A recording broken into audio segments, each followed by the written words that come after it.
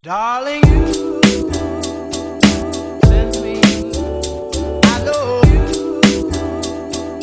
send me, darling, you send me, I know you send me. Alors aujourd'hui on va voir ensemble la création d'un site internet. Alors déjà, pourquoi créer un site internet? Pourquoi en tant que photographe tu dois créer un site internet? Tout simplement parce que c'est notre CV à nous. Seulement à la différence d'un CV, tu peux pas le truquer. C'est-à-dire que c'est clairement, bêtement, le reflet de ton travail, de ton niveau, de ta personnalité. Donc voilà, c'est la première fenêtre qu'un potentiel client peut avoir de toi. Alors évidemment, il y a les réseaux sociaux, mais c'est pas assez professionnel pour beaucoup de personnes, pour beaucoup de clients.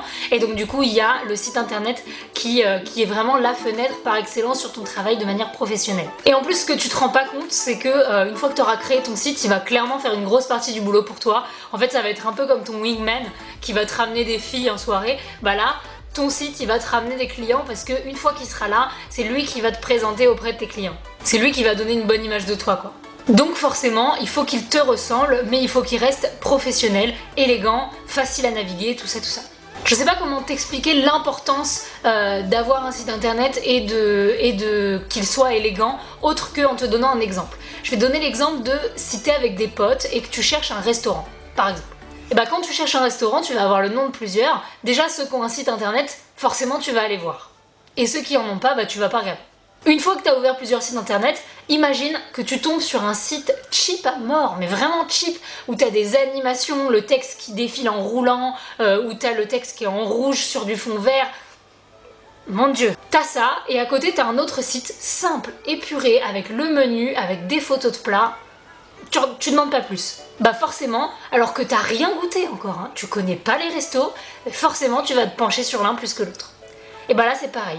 Quand on voit ton site, déjà quand on voit que t'as un site, on sait que t'as mis du temps dans la création de ce site, donc t'as mis du temps dans ton travail et que tu fais ça bien, tout simplement.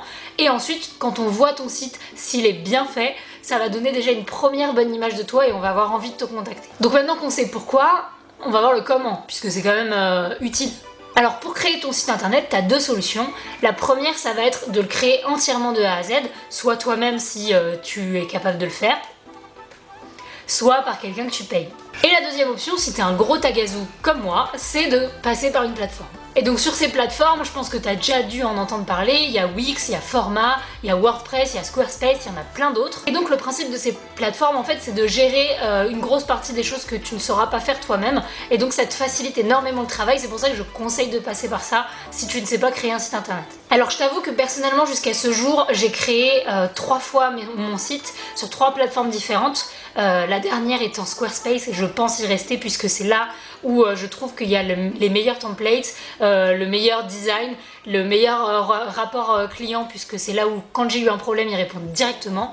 Mais aujourd'hui je ne vais pas parler de Squarespace en particulier, il faut que tu regardes la plateforme qui te correspond, qui te plaît le plus, c'est ça qui est important. Donc en premier on va parler de templates. Alors qu'est-ce que c'est un template? C'est une sorte de maquette de site où il y a déjà le visuel de fait avec le texte, les images et où toi en fait tu as juste à prévisualiser et ensuite à mettre tes images dedans. Et donc forcément c'est un gain de temps considérable et selon la plateforme que tu vas choisir, il y a des templates qui sont plus ou moins ce que tu recherches. Alors le but en tant que photographe étant bien évidemment de montrer tes photos, choisis un template qui met les photos au cœur et au début de ton site et choisis pas un template qui serait valable pour un restaurant ou pour un blog, etc. Donc toi tu vas regarder tous tes templates, tu vas regarder ceux qui te plaisent et une fois que tu as choisi celui qui te plaisait, tu as juste à venir glisser tes images dedans.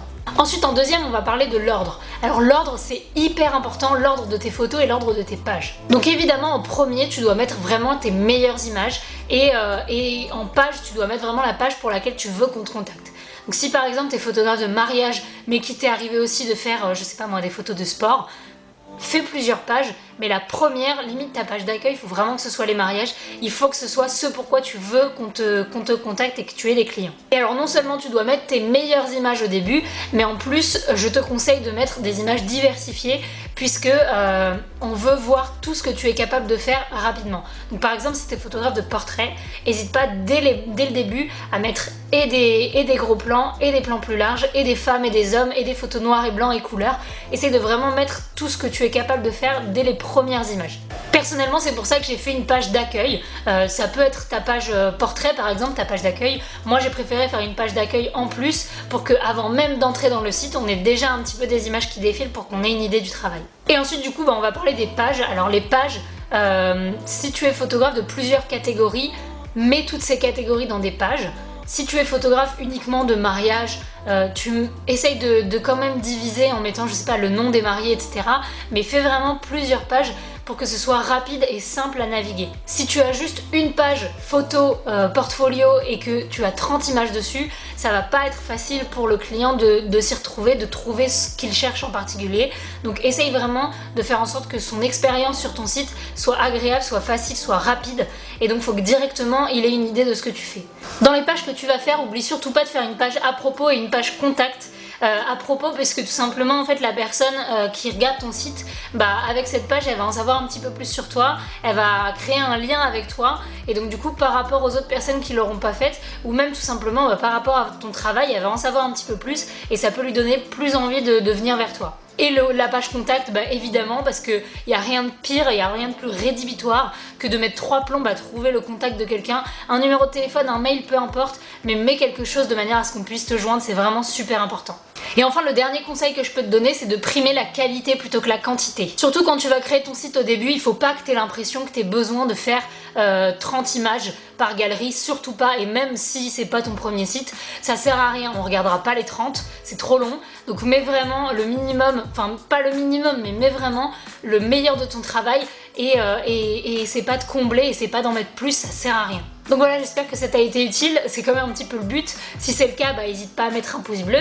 Et si t'as envie que je fasse une vidéo sur la création d'un site de A à Z, dis-le moi en commentaire parce que je sais pas trop si je devrais le faire. Et n'hésite pas à mettre ton site aussi en commentaire, on sait jamais, ça peut intéresser quelqu'un. Moi en tout cas, j'irai regarder. Sur ce, comme d'hab, je te fais des bisous.